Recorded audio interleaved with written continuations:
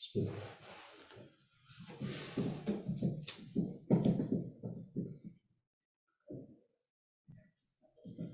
الله الرحمن الرحيم الحمد لله رب العالمين صلى الله على سيدنا محمد وعلى آله وصحبه أجمعين رب اشرح لي صدري ويسر لي أمري واحلل عقدة من لساني يفقهوا قولي اللهم علمنا ما ينفعنا وانفعنا بما علمتنا وفقهنا إذا جهلنا وزدنا علما نافعا وعملا متقبلا يا كريم اللهم فقهنا في الدين وعلمنا التأويل وفهمنا معاني التنزيل وبعد اللهم صل على سيدنا محمد وعلى آله وصحبه وسلم تسليما صلاة تفتح لنا بها أبواب الرضا والتيسير وتغلق بها أبواب الشر والتعسير أنت مولانا فنعم المولى ونعم النصير اللهم صل على سيدنا محمد وعلى آله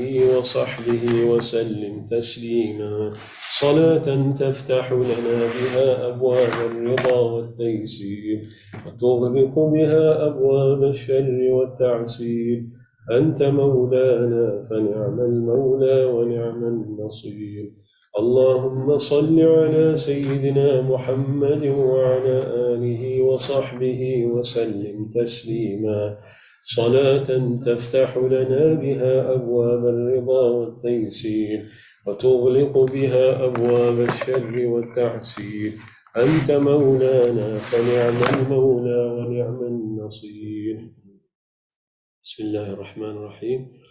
So we continue our study of Surah Yasin.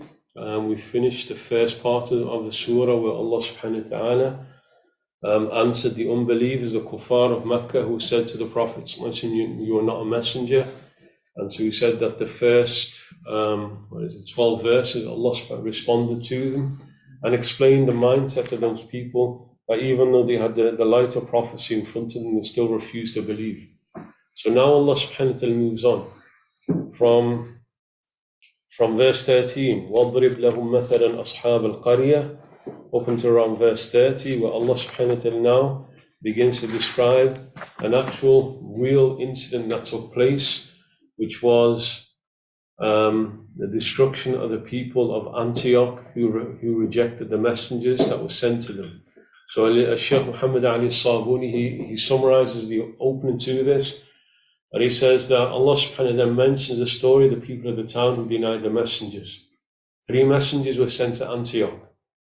They rejected them, they killed the defender of the messengers, so Allah subhanahu wa ta'ala destroyed them with a blast from the heaven. And the blast from the heaven was Jibreel alayhi salam being sent down. He unleashed a sound, a screeching, screaming sound, and because of that, or through that, Allah subhanahu wa ta'ala destroyed them all. So Allah subhanahu wa ta'ala says, وَاضْرِبْ لَهُمْ مَثَلًا أَصْحَابَ الْقَرْيَةِ إِذْ جَاءَهَا الْمُرْسَلُونَ. And mention for them a parable. And as we're going to see here, a parable, Allah subhanahu wa ta'ala uses the word here, methal, a parable. Even though this is an actual incident that took place, because of the amazing nature of the story and the wondrous nature of the story, Allah subhanahu wa ta'ala compares it as though it's almost like an imaginary story that's a parable. But it was a real incident that took place, the people of the town, when the messengers came to him. So Shaykh Ali Sawuni rahimahullah ta'ala says this means, mention, O Muhammad sallallahu alayhi wasallam, to your people who've denied you, the story of the people of the town Antioch. And there's the key. There's the key to your people who have denied you. To understand why Allah subhanahu wa ta'ala is telling us this story. All the way through the story, as we go through the story, it should be understood in the context that his people sallallahu alayhi wasallam denied him, and the 3 messengers, they were denied by their people. So Allah subhanahu wa ta'ala threatening the people of Mecca that I will deal with you in the same way that I dealt with the people of Antioch, which in its strangeness is like a similitude and a peculiar statement. That's the method. The method, the parable of the story, إِذْ جَاءَهُ الْمُرْسَلُونَ, when the messengers came to him. This means when our messengers whom we had sent to them for their guidance came to them. Now a bit of detail to this. Imam al-Qurtubi, the great Imam of Ahl Sunnah, In his Tafsir, he states, according to all of the Mufassirin, all of the Imams of the Quran, they said the Qarya that Allah speaks of, the town, is Antioch. It's Antioch, which is located in southern Turkey. And just to jump ahead, Allah is going to say, وَجَاءَ رَجُلٌ مِّنْ أَقْصَى الْمَدِينَةِ يَسْعَى, that a man came running from the outskirts of the town. And we're also going to see that they all agree that this was Ahad al-Awliya, one of the wali of Allah subhanahu wa ta'ala, whose name was Habib al-Najjar. And he was killed by his people.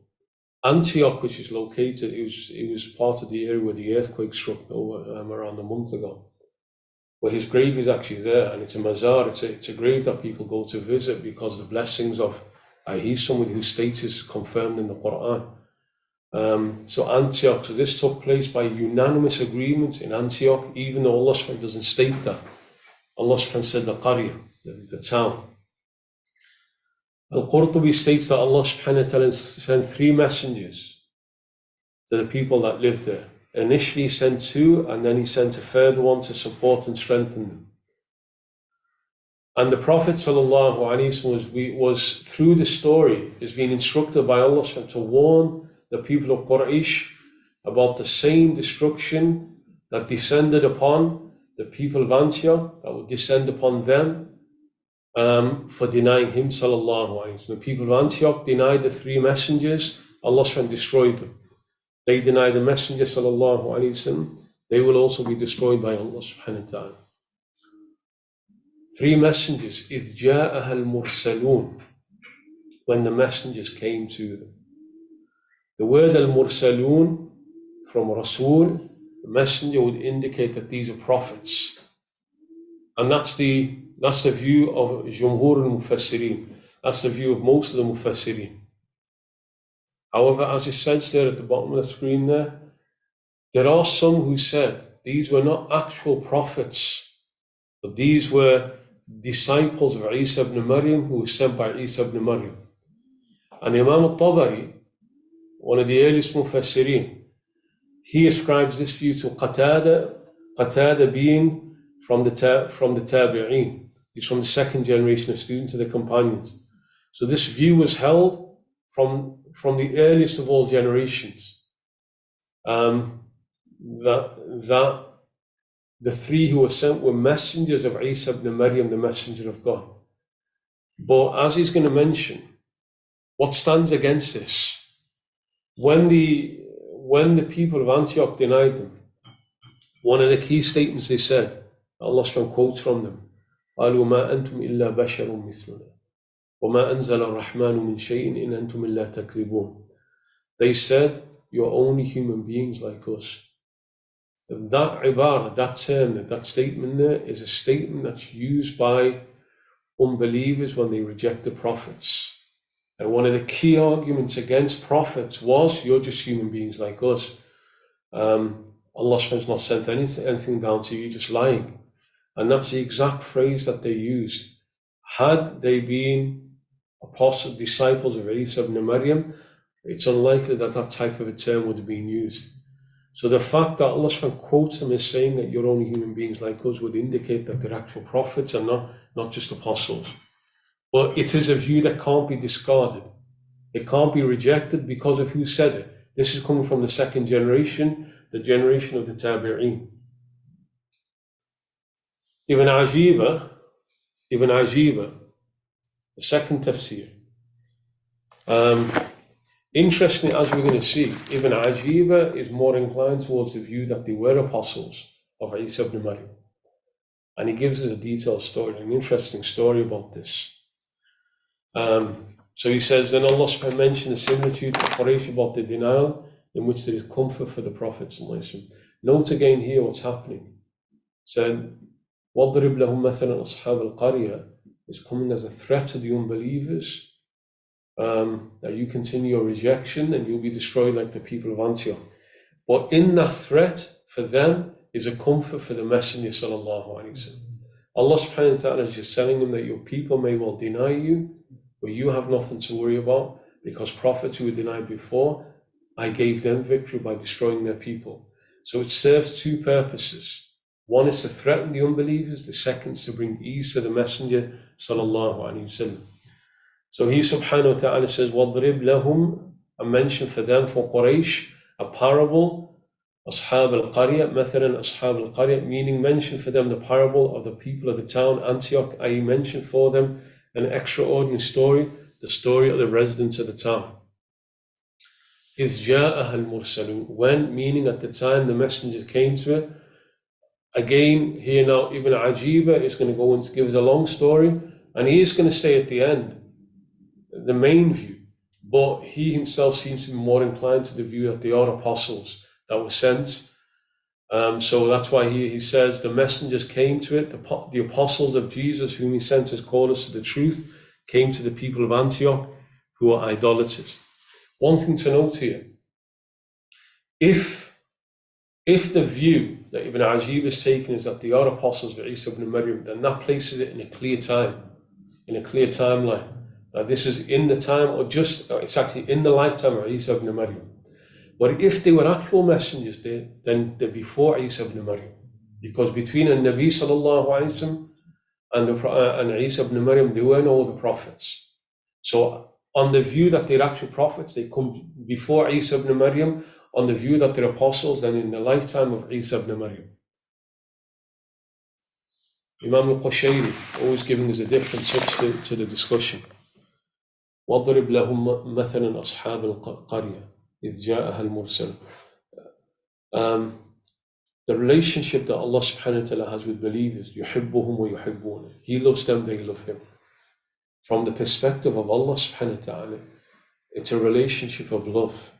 Allah subhanahu wa ta'ala has a loving relationship with the believers. And the prophets and the messengers, they're the highest of all of the believers. They are the elite of humanity. So there's a unique relationship of love between Allah subhanahu wa ta'ala and his messengers.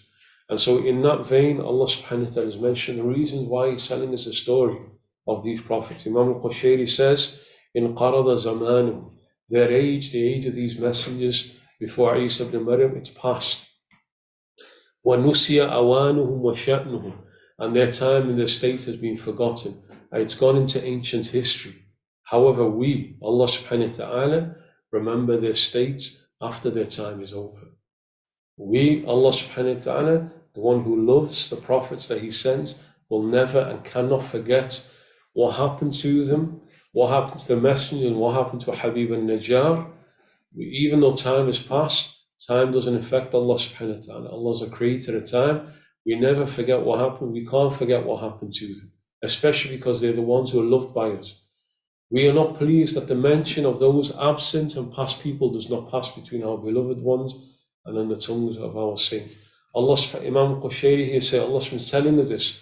وَاضْرِبْ لَهُمْ, Ya Muhammad, tell them, tell these unbelievers and tell your people, because Allah says, I am not pleased. The fact that such a people, the messengers and Habib and Najjar, are not spoken of by the believers amongst themselves.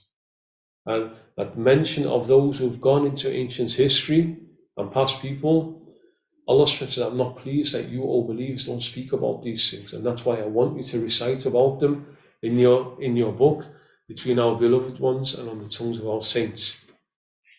Imam al-Qushayri, to confirm this, quote a line of poetry. He said, this is a created person, makhluk. This is a poet who's part of creation, speaking of the quality of another created person. He's speaking about, here a poet is speaking about somebody that he loved who'd passed on. When people forget their brothers and friends betray love, I have for my absent brothers pages, the heading of which is your remembrance. When people have forgotten about those who they were close to, who've died and who've moved on, and friends betray love, the betrayal of love that this poet is saying by friends is that once he's died, they've forgotten about him. They claim to love him, but now that he's died, they've forgotten about him. But this poet says, for my absent brothers, for my brothers who've died and who've gone on, I have pages, I've recorded it, the heading of which is remembrance of my brothers. And so Imam al-Qushayri says, this is a poet speaking about brothers that have passed on. This is Rabb al-Alameen speaking about his beloved. This is the Lord of all the worlds. يُحِبُّهُمْ وَيُحِبُّونَ. He loves them, they love him. So Allah subhanahu wants us to speak about those messengers and those awliya that were loved by Him subhanahu wa ta'ala. إِذْ أَرْسَلْنَا إِلَيْهِمُ اثْنَيْنِ فَكَذَّبُوهُمَا. When we sent two to them, two messengers, but they denied them. فَكَذَّبُوهُمَا. Imam al-Sabuni giving the standard explanation, Allah subhanahu is saying, when Allah subhanahu sent to them two messengers to the people of the town of Antioch, and those people, they rushed. The moment these people came, telling them to believe in one God, telling them to believe in the final messenger, and telling them to reject the idolatry that they're upon, immediate denial of them. Ibn Ajiba, as is his way, he gives us more detail. First thing, he introduces a grammatical point. And for the grammarians amongst us, just a note here, you have two idh. What is it? وَاضْرِبْ لَهُمْ مَثَلًا أَصْحَابَ الْقَرْيَةِ إِذْ. When. Idh is used to refer to a time that happened in the past, something that happened in the past. إِذْ جَاءَهَا الْمُرْسَلُونَ. When the messengers came. إِذْ أَرْسَلْنَا إِلَيْهِمُ اثْنَيْنِ. When we sent to them two. So this is a badal, a substitution. Just a grammatical point here. In Arabic, the concept of al-badal, you make an initial statement, you want to replace it by a second statement, as though the first one wasn't said.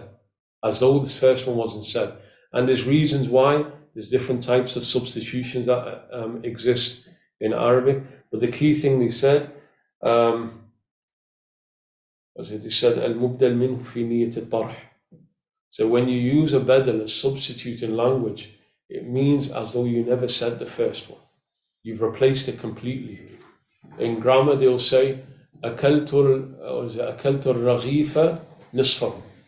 أكلت الرغيف نصفه. I ate the loaf of bread, then you realize it wasn't all of it. And what actually meant to say was, I ate half of it. So you say, أكلت الرغيف, I ate the loaf of bread, نصفه, half of it. Meaning what I meant to say was, أكلت نصفه, نصف الرغيف. So you're substituting it as though you never said it in the first place. There's a beautiful example of this, the use of the badal. Always remember this in grammar for when you're reading the Quran and trying to understand what Allah is speaking, is that the mubdal minhu fi niyyat al-tarh. It's as though the previous one wasn't said. You're moving on and replacing as though it wasn't said. إِلَّا تَنْصُرُوهُ فَقَدْ نَصَرَهُ اللَّهُ. If you don't give him victory, if you don't stand and fight with the messenger at Tabuk, Allah already gave him victory. And the hijrah. Allah SWT telling the companions, if you don't go and stand against the Roman armies with the messenger sallallahu alayhi wasallam, messenger doesn't need you. All it took was a spider's web and a bird to lay some eggs to defeat the unbelievers who are hunting him. فَقَدْ نَصَرَهُ اللَّهُ. Messenger doesn't need anybody. Allah subhanahu wa ta'ala is giving him victory. إِذْ أَخْرَجَهُ الَّذِينَ كَفَرُوا ثَانِيَ اثْنَيْنِ إِذْ هُمَا فِي الْغَارِ إِذْ يَقُولُ. Three إِذْ. Allah subhanahu wa ta'ala says, نَصَرَهُ اللَّهُ. Then Allah subhanahu wa ta'ala is moving on as though he didn't say that. إِذْ هُمَا فِي الْغَارِ ثَانِيَ اثْنَيْنِ. When he's one of two. And then moving on, replacing it. Now Allah subhanahu wa ta'ala just taking us back further and further and closer to the actual moment. So because this was revealed in the 9th year after migration, 7 years earlier, 9 years earlier in the migration, Allah subhanahu wa ta'ala taking us back. إِذْ هُمَا فِي الْغَارِ.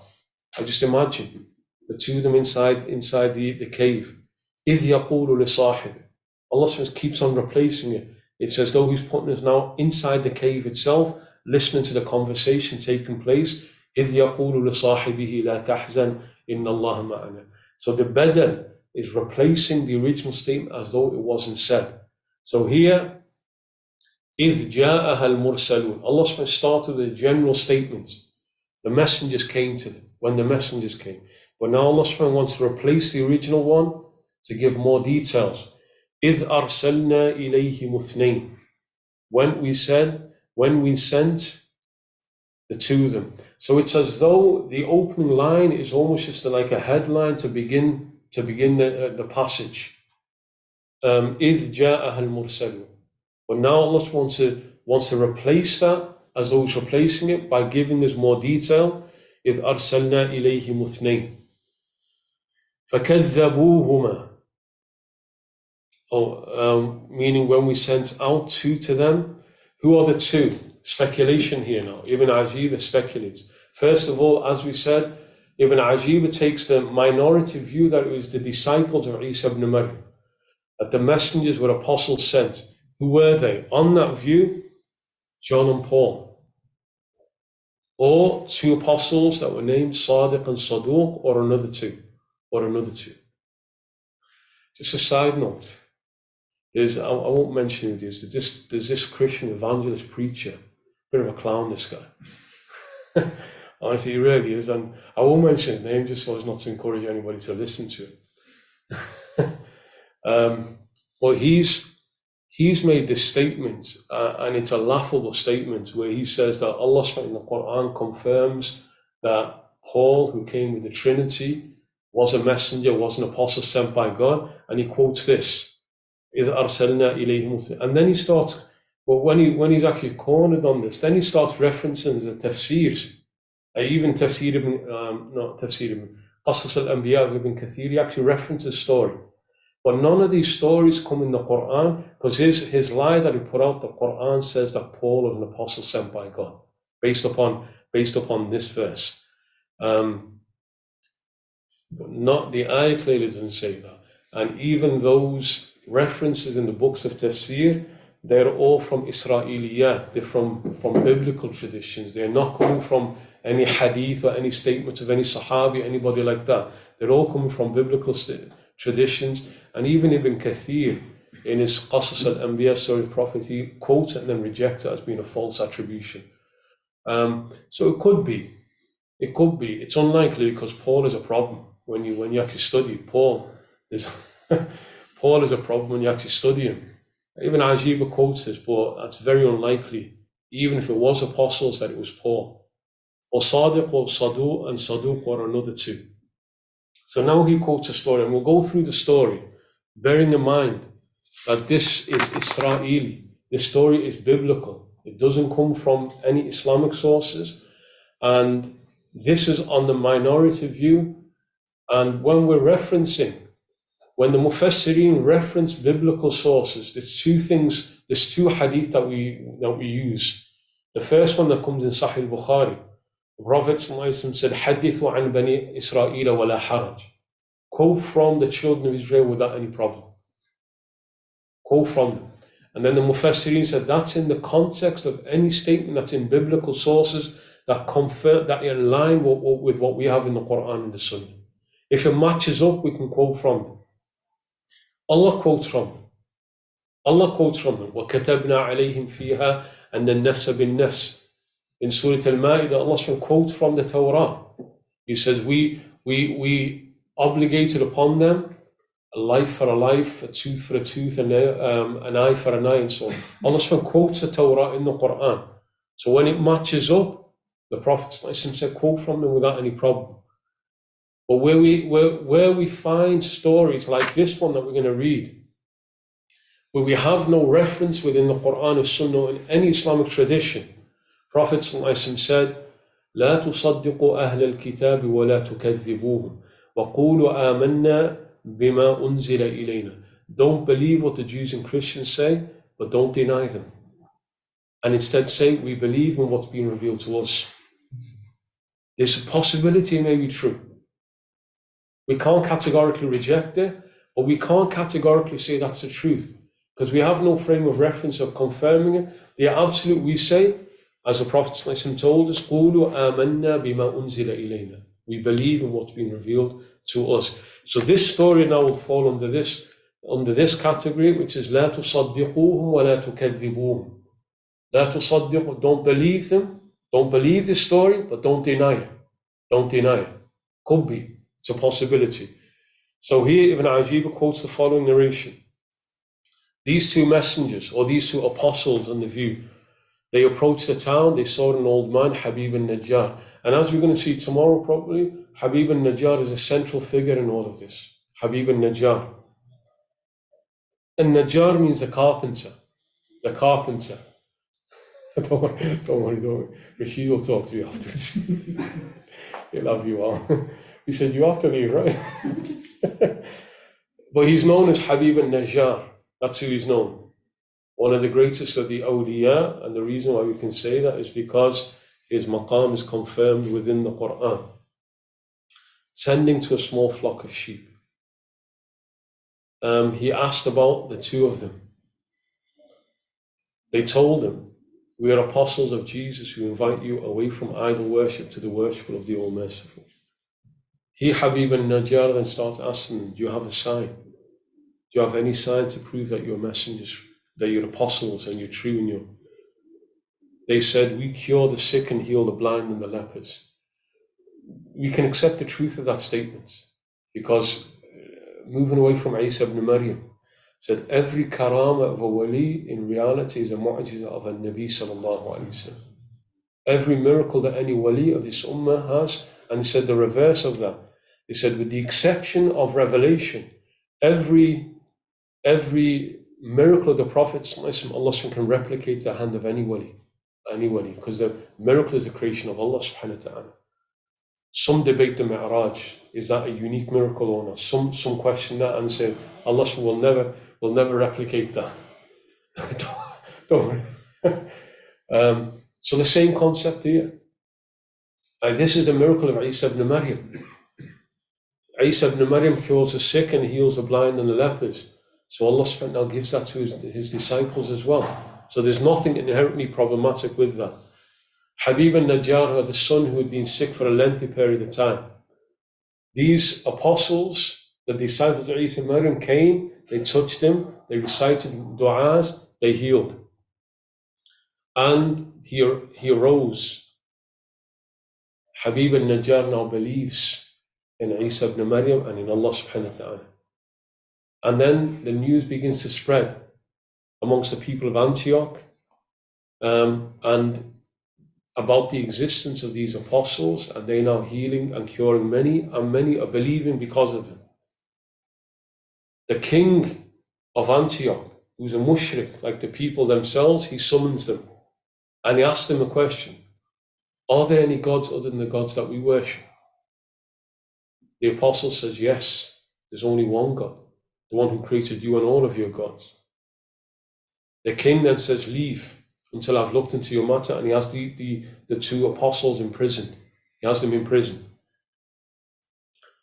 When news comes back to Isa ibn Maryam, he now sends, according to the reports, Sham'un, Simon, who enters into Antioch in disguise so that they don't recognize him as being a disciple of Isa ibn Maryam. And he acquaints himself with the entourage and the ministers of the king, gets close to him until they become familiar with him. They inform the king about him, who then also becomes familiar with him. So now the apostle, Sham'un Simon, he now is close to the king and he says, I've been told that you've detained two men. Have you heard their claim? He said, no. So the king summoned them. Sham'un Simon said, who sent you? They said, Allah, who created everything, provided for everything and has no partner. Simon then says, who sent you? They said, Allah, who created everything. Simon said, describing succinctly, they said, he does what he wishes and judges as he wants. He said, what is your sign? They said, whatever the king desires. Allah SWT will create that miracle. So the king summons a blind young person.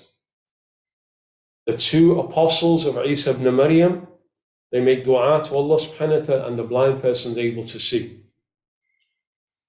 Simon then says to the king, he asked the king, tell me, had you asked your gods to do the same, would they have been able to do that?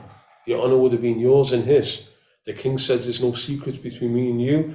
Our God cannot see, nor hurt, nor harm, nor benefit. The king then said, if your God can revive a dead person, we would believe. Challenge now, laying a challenge down to the apostles. They then call to a youngster. They go to a grave of a young person who died 7 days, a week before, and they called him out of the grave, and he came out of the grave, alive as Isa ibn Maryam did, as the Quran tells us. And then this young person who's been brought back to life, he starts speaking to them. He says to them, I entered into 7 valleys of hell because of the idolatry, the shirk I died upon. I warn you against what you are upon, so believe.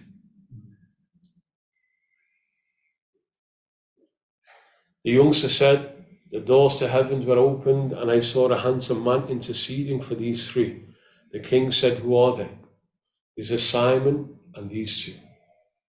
The king now is surprised, because now the young man who's being brought back to life is now exposed as Simon was an apostle, and he was a believer. So Simon then tells him to believe, and the king, as well as some of the people, they believed, but the rest remained in a state of unbelief. And Allah sent Jibreel to completely destroy them through the sayha. And that's what's going to be mentioned in the following verse, at the end of this passage. إِن كَانَتْ إِلَّا صَيْحَةً وَاحِدَةً فَإِذَا هُمْ خَامِدُونَ.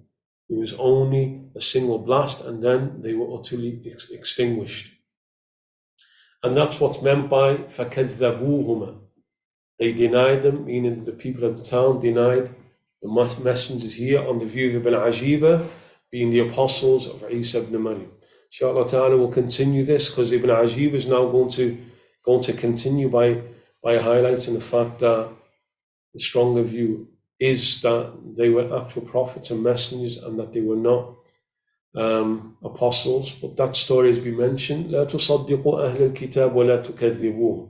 Don't believe them, don't deny them. Wallahu a'lam. We're going to stop there because there's going to be a recital of the Burda. Just to mention, tomorrow the class is going to start from 7 o'clock, and it will remain at that time till the end of Ramadan. Bi-idhnillahi ta'ala. There are no times for question because the Burda reading is going to start. Allahumma arhamna bil-Qur'an waj'alhu lana imaman wa nuran wa hudan wa rahmah. اللهم ذكرنا منه ما نسينا وعلمنا منه ما جهلنا وارزقنا تلاوته آناء الليل وأطراف النهار واجعله لنا حجة يا رب العالمين آمين. جزا الله عنا سيدنا محمد صلى الله عليه وسلم.